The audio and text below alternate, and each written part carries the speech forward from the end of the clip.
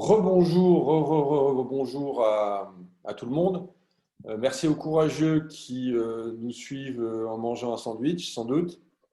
Euh, Nous recevons Walter Bouvet, qui nous fait le plaisir de venir nous voir. L'intérêt, c'est que, comme dans tous les invités de la section Autre Regard, euh, nous faisons venir des grands voyageurs qui ne sont pas des marchands de voyage, pour qu'ils viennent nous parler de leur voyage à eux. Walter vient nous présenter aujourd'hui son projet d'Open Land. À vous la parole. Merci beaucoup Fabrice.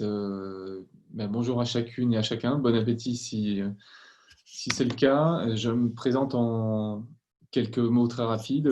J'ai 47 ans, j'ai 2 enfants et tous les matins, je me lève pour contribuer à un beau métier qui est réparer la terre. Je vais vous expliquer en quoi ça consiste et surtout vous dire que mon métier, c'est un métier d'entrepreneur. Je développe avec d'autres camarades de jeu un projet qui s'appelle Open Land, un écosystème dédié aux projets d'impact sociaux et environnementaux. Nous travaillons avec des professionnels qui peuvent être des individus, qui peuvent être des entreprises et organisations, qui peuvent être des territoires. Et notre métier, notre mission, c'est donc réparer la terre, c'est-à-dire faire émerger une économie qui régénère et non plus seulement une économie qui détruit moins. Et une économie qui régénère et donc qui a des impacts positifs. On sait très bien que c'est un chemin, c'est un voyage, puisqu'on parle de voyage, au très long cours.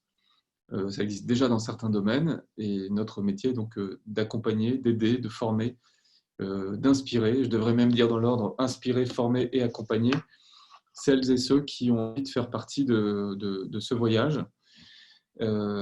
Je vais vous partager quelques éléments de ma et de notre raison d'être pour bien me faire comprendre. Et j'espère qu'on aura l'occasion d'échanger en deuxième partie de cette intervention rencontre. Alors j'y vais, je me lance en vous posant 3 petites devinettes. Comme ça, vous pouvez d'une main manger et de l'autre noter ces questions auxquelles je vais répondre au chemin faisant. La première question, c'est quel est le poids des occupants de cette salle? La deuxième question, c'est quel est votre âge en ppm? Et la troisième question, combien d'arbres possédez-vous? Alors, si vous avez déjà une idée, vous pouvez répondre dans l'outil de conversation. C'est autorisé, évidemment, c'est même recommandé. Si vous pouvez, alors pas de triche, hein, on ne va pas sur Wikipédia. D'ailleurs, je ne suis pas sûr que Wikipédia réponde à ces questions. Mais moi, je vais essayer d'y répondre au chemin faisant. La première chose que je voulais vous partager, c'est cette conviction qui est la mienne et qui est la nôtre chez Open Land, que nous sommes en train de vivre une révolution, que l'écologie est une révolution dont on peut avoir peur, ça je peux le comprendre, quand ça secoue très fort comme en ce moment. Mais c'est une révolution que nous pouvons prendre à bras-le-corps et qui va faire sentir ses effets de plus en plus fortement dans les années qui viennent. Donc, se poser la question des scénarios de prospective qui sont les nôtres pour les 10 ans, les 20 ans qui viennent, c'est parfois compliqué. Alors, plutôt que d'aller chercher des hypothèses difficilement justifiables aujourd'hui, je vais vous emmener un tout petit peu dans le passé. Mais juste avant, vous dire quand même que dans ces scénarios et dans ces hypothèses de prospective, quand vous lisez la presse aujourd'hui, il y a plein de scénarios qui émergent et donc c'est très difficile de choisir entre des scénarios qui sont des scénarios idylliques, l'or et le miel vont couler à flot et rien ne va changer. Je pense qu'on n'est plus très nombreux à croire à ce scénario. Il y a le scénario effondriste, collapsologue, décroissant.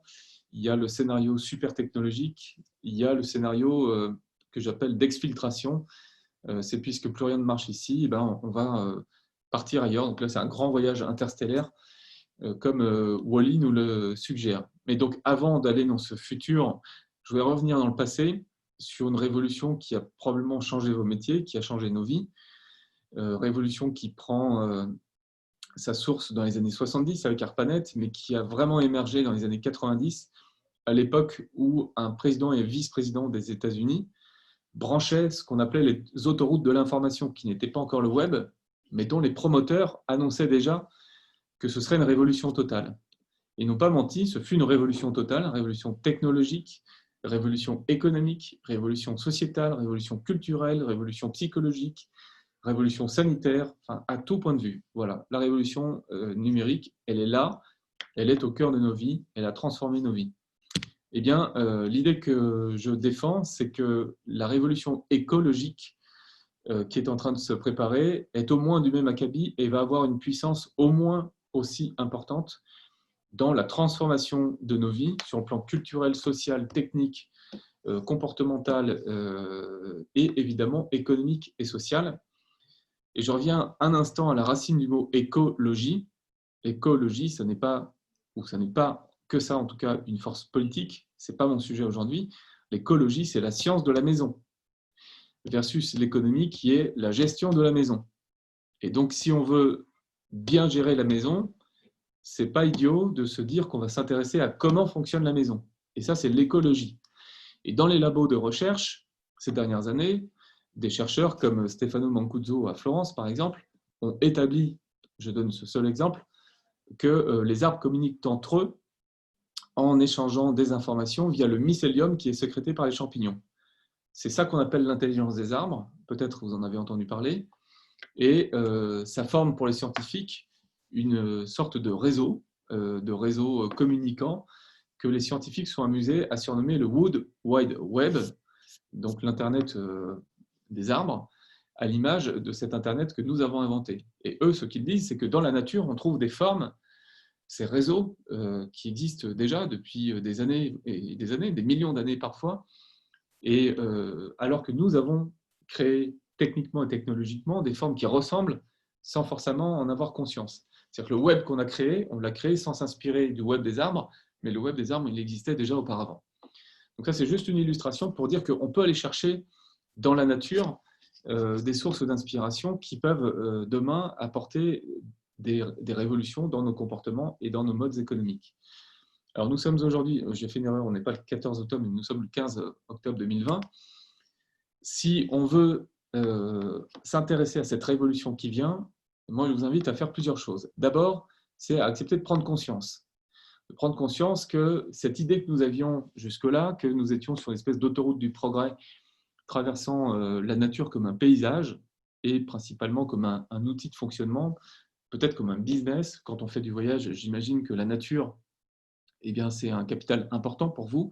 Enfin, vous n'en avez peut-être pas conscience, mais ça compte évidemment le cadre dans lequel on envoie les voyageurs. Et sans ce cadre, il n'y a pas de voyage. Et donc, j'y reviendrai tout à l'heure. Mais on avait le sentiment que tout était maîtrisé. Et puis, on a décidé de tout arrêter.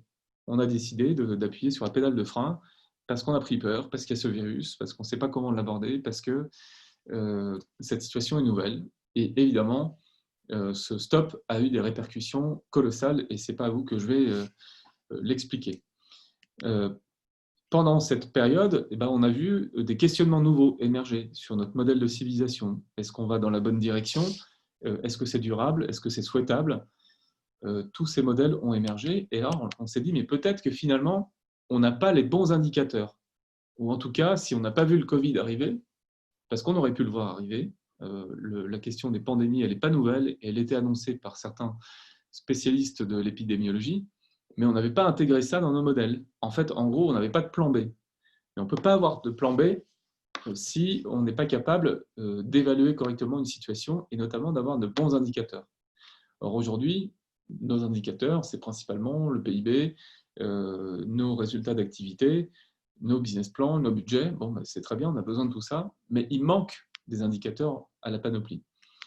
Ce que j'essaie de vous dire là, c'est que ces indicateurs, il faut aller les chercher ailleurs, et notamment du côté du capital naturel. Alors, de manière imaginaire, et un peu créative, l'eau, l'air, la terre, le feu et la vie sont des sources de nouveaux indicateurs que nous devrions intégrer dans nos réflexions économiques, dans nos réflexions business. Parce qu'aujourd'hui, tous ces indicateurs sont au rouge. Or, ils conditionnent beaucoup de choses pour ce qui annonce le fonctionnement de nos sociétés et donc de nos business demain. Il y a des enjeux réglementaires, il y a des enjeux sociétaux, il y a des aspirations d'une partie de la population. Il y a des craintes aussi d'autres parties de la population. Et tout ça, ça dessine donc un monde en mouvement, un monde d'avant, un monde d'après. Dans le monde d'avant, alors je ne vais pas trop m'étendre parce qu'on n'a pas le temps ici, mais je vais juste attirer votre attention sur le fait qu'il est important de comprendre où est votre empreinte écologique, votre empreinte sur ces sujets. Ici, à Guéret, où il y a 1 an, on était à 2 doigts de ne plus trouver d'eau au robinet des habitants. Ici, dans les Alpes, où on trouve du plastique dans la neige. Et donc, ce cycle du plastique et des microplastiques qui ont envahi tout notre environnement, y compris notre corps, le corps humain. Ici, la courbe du CO2. Je ne vais pas m'étendre, mais je réponds avec cette courbe à la question que je posais sur votre âge en ppm. Aujourd'hui, la concentration de CO2 dans l'atmosphère est de 415 ppm, c'est la flèche blanche. Les accords de Paris disent que nous devons retourner à 350 ppm, c'est la flèche rouge. ppm, c'est donc partie par million. Cette flèche rouge que vous voyez, c'est la concentration de CO2 dans l'atmosphère en 1989. Donc vous voyez la vitesse à laquelle tout ça monte. Or, ce qu'on nous dit, c'est que d'ici à 2050, l'ensemble des activités humaines, donc y compris le secteur du tourisme, devra avoir ramené ses émissions au niveau de l'année 1989. C'est un défi colossal. Un défi colossal dont on trouve la réponse principalement dans les pays riches, qui sont responsables pour 50% des émissions de CO2. On a un défi du côté des minerais, des matériaux. Ici, c'est du tantale qui entre dans la composition du coltan qu'on trouve dans vos téléphones portables. Eh bien, ces matières qu'on extrait du sous-sol ne sont pas illimitées. Comment est-ce qu'on imagine une économie qui extrait moins de matière et qui est capable de remettre de manière circulaire davantage de matière dans le circuit? Une économie, ça c'est l'air qui est très carboné parce que tout simplement, notre énergie tourne aux fossiles.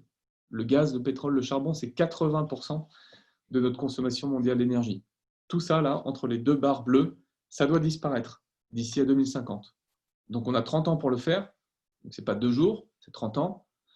Mais ces 30 ans, je reviens à mon image de Bill Clinton tout à l'heure et Al Gore, 30 ans, c'est ce qui nous sépare de la photo que je vous ai montrée tout à l'heure.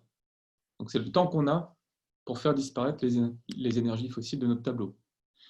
On a aussi la question de la vie, des oiseaux, des animaux sauvages, qui sont aussi une source de motivation pour le tourisme, des pollinisateurs qui jouent un rôle dans l'agriculture, de nos forêts qui sont dans un état déjà très préoccupant.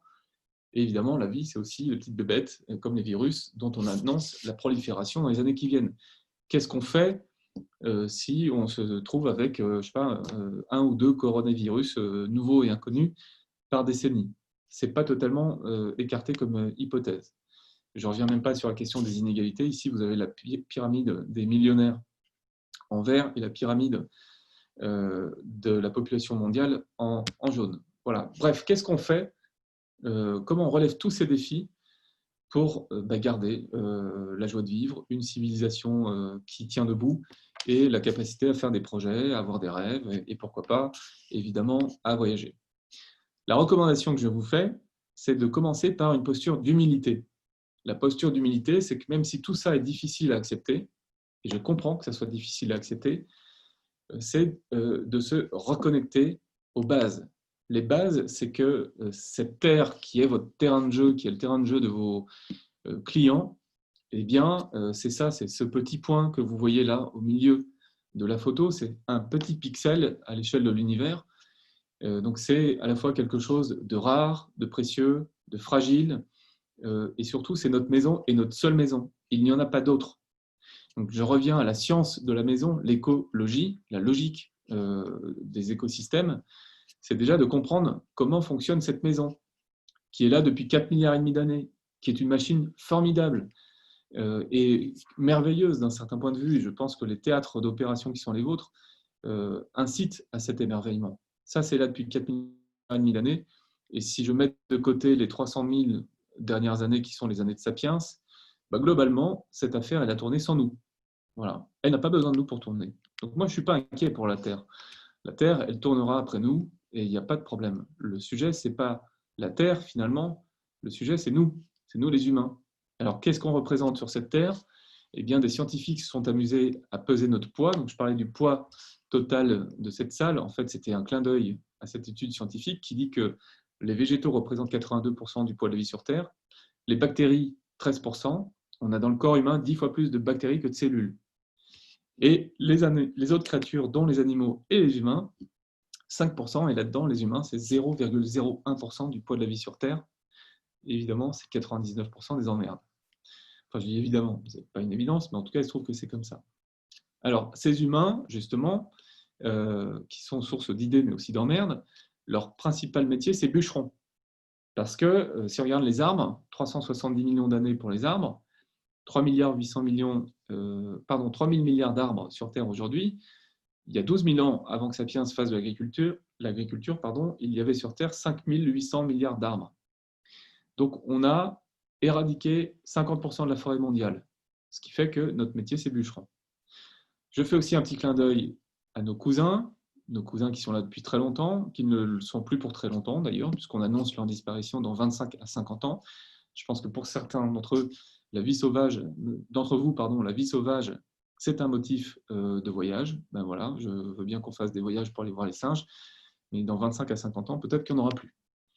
Les pollinisateurs qui nous fournissent une partie de notre agriculture, une partie de nos cultures, et tout ça, finalement, tout ce qui existe sur Terre, à part les humains, fournit aux humains des services qu'on appelle les services écosystémiques.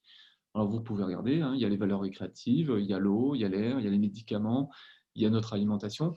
Tout ça, c'est colossal. Et évidemment, regardez autour de vous ce que vous faites dans une journée, regardez ce que vous portez sur vous, regardez ce qui se passe dans la salle où vous vous trouvez, les objets qui vous environnent. Tout vient de la nature. Tout a été éventuellement transformé, mais tout vient de la nature. Sans la nature, nous ne faisons rien. C'est ce qu'on appelle le capital naturel. Et le capital naturel, il a été chiffré par Robert Costanza à 125 000 milliards de dollars chaque année. Donc, une fois et demie le PIB mondial.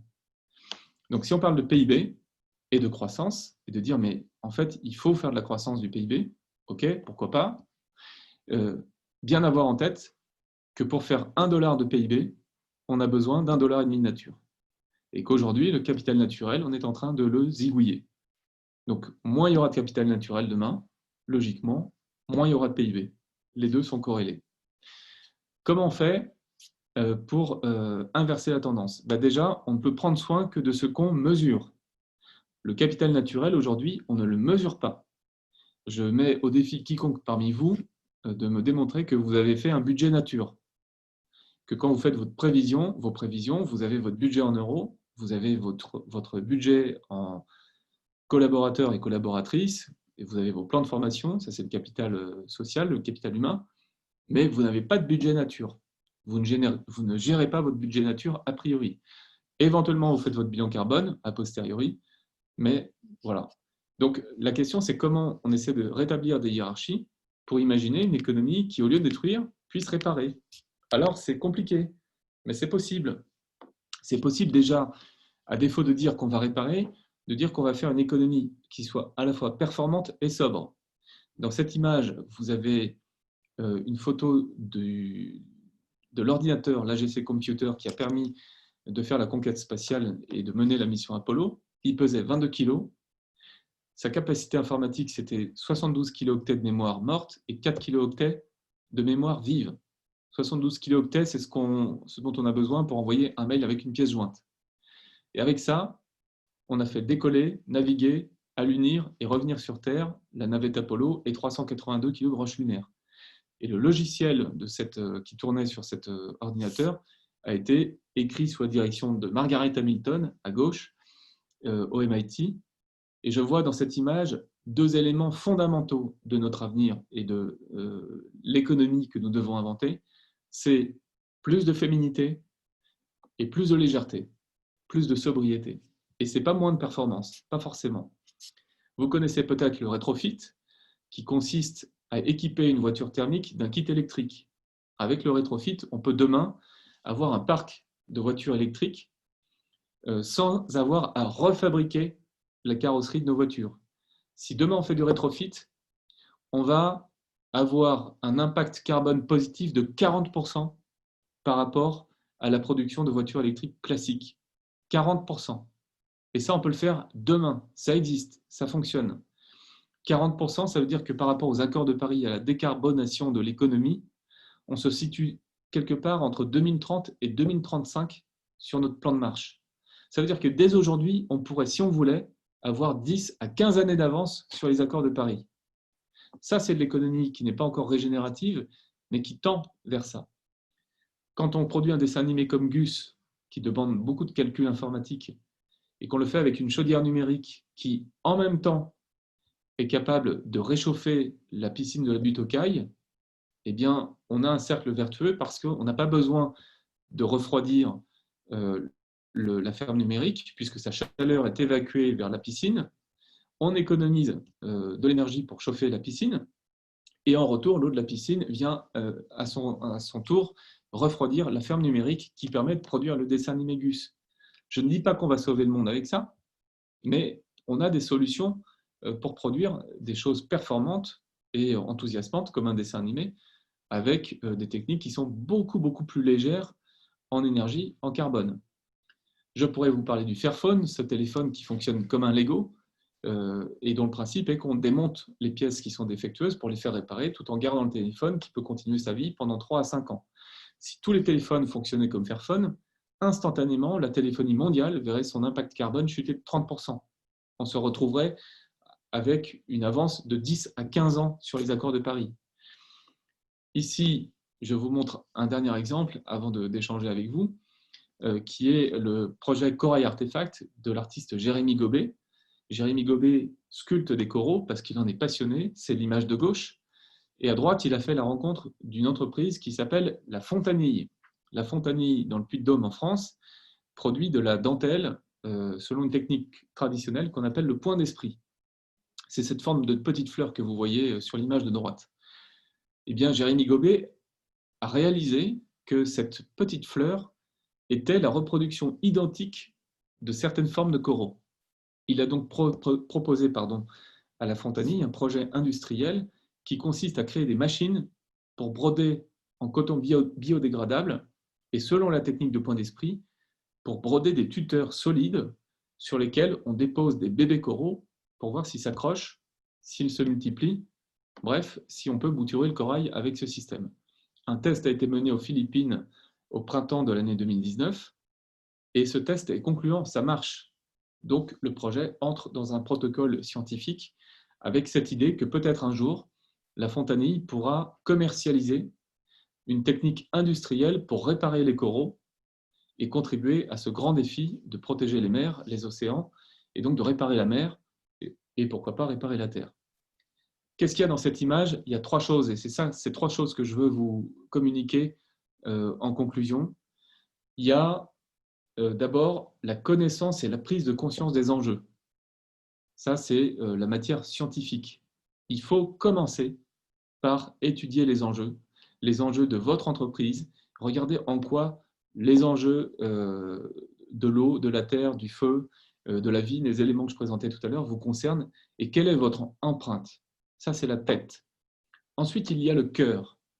Qu'est-ce qui vous touche dans cette image? Qu'est-ce qui vous touche dans l'aventure de Jérémy Gobet? Par quel canaux d'émotions on fait passer justement des émotions qui vont à la fois faire peur en disant on n'a pas envie d'avoir un avenir incertain, ça fait trop peur, c'est trop dur et c'est compréhensible, mais il y a une voie d'espoir qui est une voie de collaboration avec le vivant. Et on va pouvoir créer de nouvelles activités ou transformer nos activités pour qu'elles soient en coopération avec le vivant. C'est ce qu'essaie de faire Jérémy Gobet en faisant passer ce message qui est un message mobilisateur, c'est un message positif. Et enfin, le 3e point, c'est la main, c'est l'expérimentation, c'est le fait de prototyper quelque chose de nouveau. Vous avez des communautés, vous avez des clients, vous avez des parties prenantes, vous avez des fournisseurs. On peut imaginer de nouvelles formes de tourisme. Et sous la contrainte colossale qui vous est imposée depuis quelques mois, il y a des choses qui se réimaginent. Et donc, c'est possible.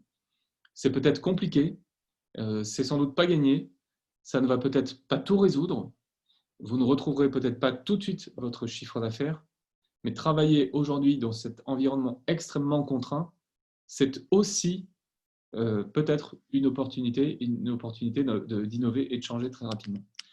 Voilà, donc ce que je veux vous dire aujourd'hui, c'est d'essayer de passer d'un message anxiogène à un message mobilisateur qui ne va pas tout résoudre en 2 jours, mais avec de la méthode, avec des méthodologies, et on peut en parler si vous voulez dans l'échange, on peut arriver à quelque chose de beaucoup plus positif. Voilà ce que je voulais partager à ce stade avec vous, et je serais ravi d'en échanger de vive voix, ou d'écouter vos témoignages, vos contradictions, tout ce que vous voulez, avec grand plaisir. Merci Walter, c'était très intéressant. Une fois de plus, merci d'être venu. C'est pas évident de poser une question, de témoigner bon, après une telle présentation. C'est pas évident, mais faites-le, profitez-en, soit pour poser une question, soit pour simplement témoigner. C'est franchement difficile de toute façon de se réinventer. Bah voilà, Mathieu Morellière. Donc tu prends la parole, tu allumes ton micro ou tu as encore un problème de micro comme hier? Mathieu.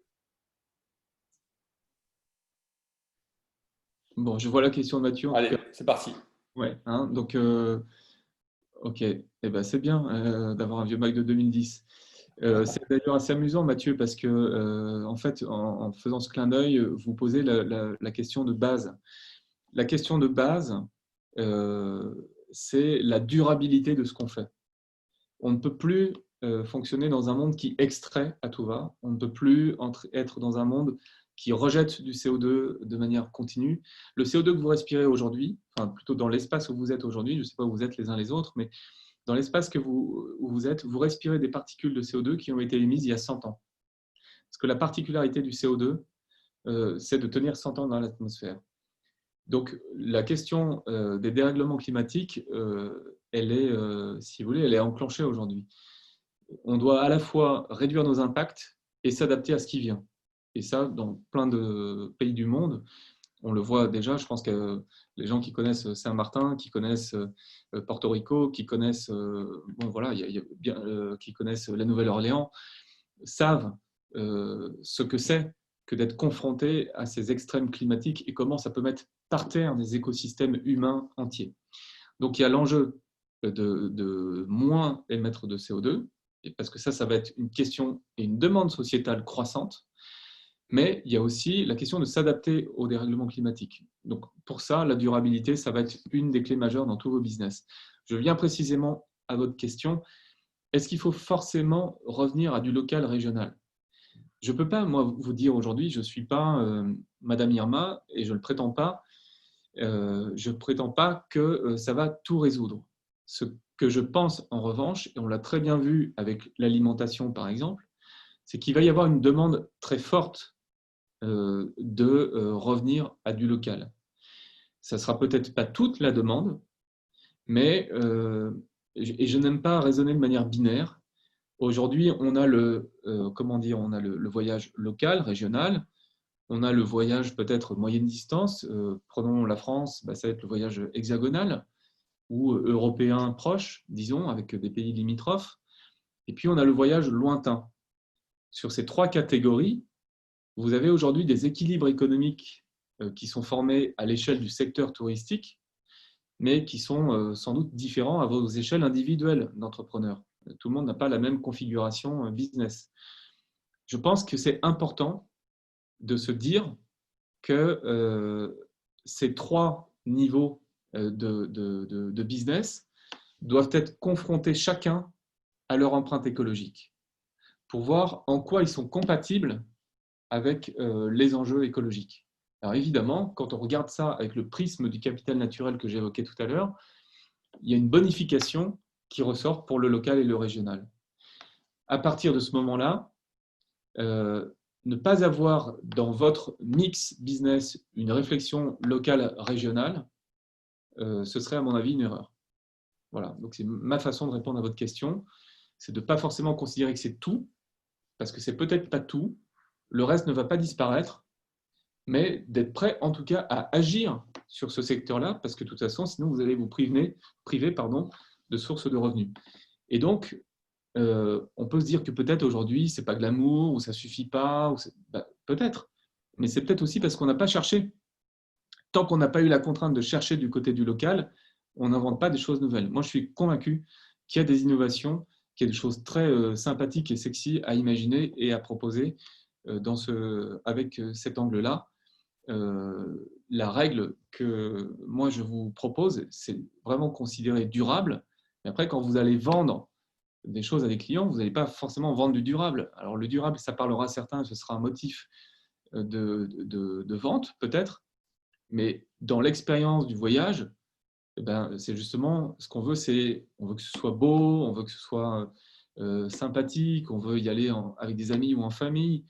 Enfin, il y a toute cette notion du beau qui est fondamentale et qu'il faudra toujours mettre au devant. Donc, moi, je crois qu'il faut garder à l'esprit cette idée de faire du beau, du désirable, voire quelque chose du désirable, mais il faut penser en arrière-boutique comment ce beau, on va le proposer d'une manière qui soit aussi durable.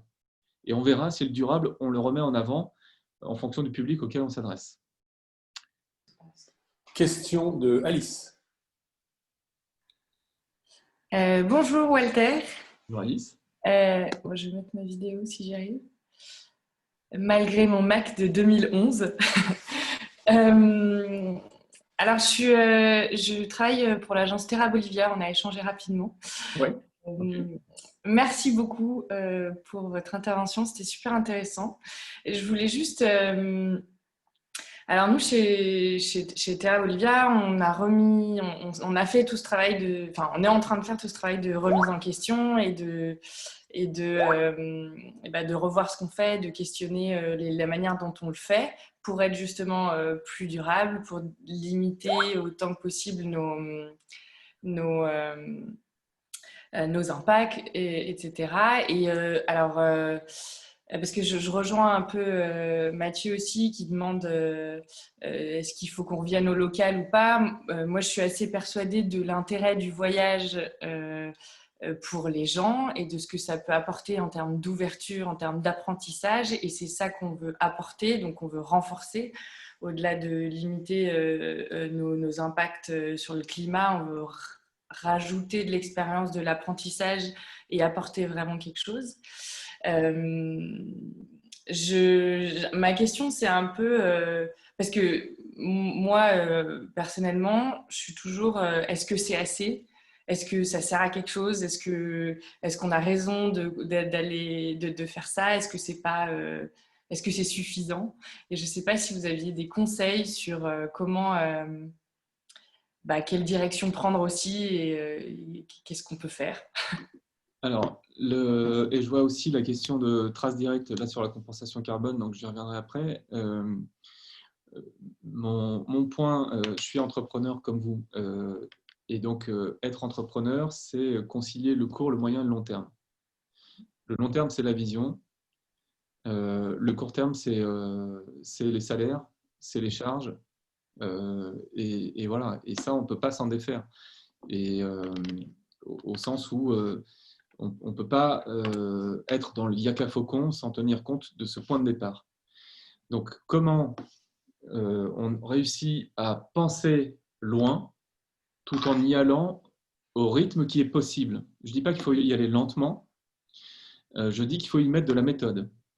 Quand vous partez en montagne, vous ne faites pas un dénivelé de 2000 mètres from scratch. Il n'y a personne qui fait ça, ce n'est pas sérieux. On commence par la vallée et puis ça monte progressivement. Voilà, on prépare le voyage, on cartographie les choses, on regarde ce dont on a besoin et sous contrainte. Par exemple, sous contrainte d'avoir un sac qui ne soit pas trop lourd. Donc, on essaie de concilier tout ça. Donc, ce qu'il faut pour moi, c'est dessiner les étapes en ayant, pourquoi pas, votre idéal qui est votre Everest, mais ensuite en le segmentant et en y mettant des points de départ qui soient des points de départ réalistes. Et dans ces points de départ, pour moi, il y a notamment cette idée qu'il ne faut pas renverser la table du fonctionnement quotidien, alors, sauf quand elle est déjà renversée. Parce qu'effectivement, quand elle est déjà renversée, peut-être qu'il faut la relever différemment et qu'il ne faut pas la relever comme avant. Ça, c'est un point dont on peut discuter. Mais en tout cas, avoir, et c'est là où c'est un peu compliqué, mais deux actions en parallèle, mais c'est assez classique, hein, c'est le run et le change, comme on dit. Parce qu'il faut assurer le quotidien. En revanche, il faut vraiment consacrer du temps au change. C'est-à-dire, il faut créer un espace dans lequel, de manière progressive, vous allez pouvoir faire émerger un projet qui sera peut-être le projet mainstream demain, ou qui sera peut-être l'essentiel de votre projet. Il sera tout petit au début, mais qui sera peut-être demain l'essentiel de votre projet. En tout cas, quand on existe, quand on ne démarre pas d'une feuille blanche, je pense qu'il faut considérer ça de cette manière. Après, pour des projets qui démarrent d'une feuille blanche, nous, les programmes d'accompagnement qu'on fait, on les emmène beaucoup plus loin dans la vision pour démarrer tout de suite d'un contexte qui va être plus favorable. Ça, c'est évident.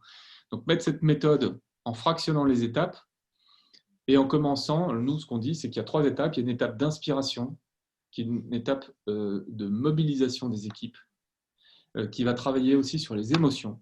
Je disais tout à l'heure tête, cœur, main, la connaissance, les émotions, l'action, tête, cœur, main, c'est fondamental. Parce que sinon, on va avoir des blocages partout et ça ne marchera pas. Et donc, il faut passer par cette phase de partage et d'appropriation, d'acculturation. Ensuite, il y a une phase de formation qui ne concerne pas forcément tout le monde, mais si on veut monter des projets ou si on veut travailler sur nos impacts, ben, il y a des méthodos, l'économie circulaire, la question du carbone et de la compensation, tout ça, ça se travaille et ça se mesure. C'est très important de le mesurer. Et puis enfin, il y a la phase d'émergence du projet ou d'un nouveau projet dans le projet, ou d'une nouvelle ligne de business, d'un nouveau produit, d'un nouveau service qu'on peut tester en mode lab, par exemple, sur des logiques de test and learn, quelque chose de très lean, très léger, pas trop coûteux, mais par contre avec un petit peu de moyens quand même pour se donner la chance que ça produise quelque chose. Vous avez des clients, vous avez des communautés, vous avez déjà pas mal de choses, pas mal de gens auprès desquels vous pouvez tester des choses. Et ça, c'est une vraie ressource. Et puis, vous avez des compétences en interne, vous avez des envies et des aspirations. Je finis de répondre à votre question, Alice, sur est-ce que ça suffira? Eh bien, je vais vous dire, non seulement que j'en sais rien, mais en plus, je m'en fous. Parce que la question, c'est est-ce qu'on va, chacun à l'échelle de nos entreprises, sauver la face du monde? Si on commence à réfléchir comme ça, c'est peut-être le meilleur moyen de se planter. Parce qu'on va mettre la charrue avant les bœufs et on va quitter le fait qu'on est une entreprise qui doit d'abord tenir debout. En revanche, si on dit « je veux faire partie de la solution et plus du problème », je vais me donner un temps long pour réussir. Et je vais y aller par étapes à la mesure de ce que je peux faire. C'est-à-dire, je ne vais pas faire des petits pas, mais je vais faire des premiers pas qui vont engendrer des seconds pas qui vont m'amener un jour sur l'Everest. Eh bien, je ne sais pas si ça suffira à l'échelle sociétale. Ce qui est sûr, c'est que vous aurez fait votre part et plus que votre part. Vous aurez fait le job. Personne ne pourra vous critiquer pour ça. Personne, si collectivement on échoue, ne pourra vous en vouloir à vous, parce qu'on aura échoué collectivement. Et quand on plante un arbre, mettons un chêne, pour être sur une culture endémique et française, quand on plante un arbre, il y a de fortes chances pour qu'on ne voit pas cet arbre arriver à maturité. Un chêne, c'est des centaines d'années pour sa maturité. Est-ce que ça vous empêche de planter cet arbre? Est-ce que je ne vais pas planter cet arbre au motif que mon ego me dit que je ne serai plus là pour le voir? Donc, laissons de côté nos égos. Allons chercher dans nos égos la force qui nous permettra de faire un peu plus que notre part et notre responsabilité d'entrepreneur, parce qu'on a aussi envie peut-être d'être des entrepreneurs de demain, donc d'être des entrepreneurs de l'impact, parce que c'est une vraie joie de faire ce métier, je peux vous le garantir, c'est une joie quotidienne. Et même si notre business est un peu moins fort qu'il ne l'aurait été sinon, on pourra se regarder en face, on pourra en discuter avec nos enfants et on pourra mobiliser nos communautés, mobiliser nos équipes, trouver un sens et rester debout demain et continuer à faire notre métier. Donc voilà, moi c'est comme ça que je me pose cette question. Et puis, comme je vois que l'heure tourne, je réponds rapidement à la compensation carbone. Il y a une règle absolue sur la compensation, c'est que vous ne pouvez compenser que si vous mesurez d'abord. Donc, vous êtes obligé de passer par la mesure.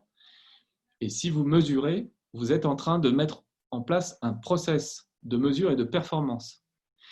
Donc, vous allez pouvoir compenser ce que vous avez fait en 2020 ou en 2019. Ça, c'est très bien parce que ça a été fait, c'est fait. Mais la compensation ne peut avoir du sens que si elle s'inscrit dans une mise en mouvement qui va viser aussi à la réduction, c'est-à-dire à l'amélioration de vos métriques. C'est hyper important. Voilà, donc posez-vous les bonnes questions, la question de vos empreintes, Et puisque Fabrice m'y a autorisé, sachez que nous, évidemment, Openland, c'est notre job. Moi, je communique avec vous d'abord l'énergie d'un entrepreneur qui a envie de témoigner et qui a envie d'embarquer. Et ça s'arrête là et c'est très bien. Si vous voulez ensuite qu'on échange de manière plus opérationnelle sur vos sujets, j'en serais évidemment très heureux, même si c'est au fond pas ce qui compte pour moi. Ce qui compte, c'est qu'on puisse être très nombreux à réparer la Terre.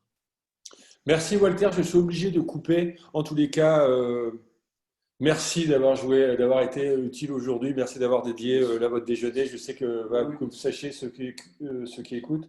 Bon, c'était pas facile de l'avoir. Il est très pris cet homme-là et il a pris 30 minutes, 40 minutes pour nous rendre service. Et on pourrait continuer la conversation. En tout cas, je pense que le message est bien passé. Moi, j'ai trouvé ça brillant. Voilà, merci. Merci Walter. Et on commence avec la suite. Je vous laisse le mot de la fin quand même, Walter. Allez.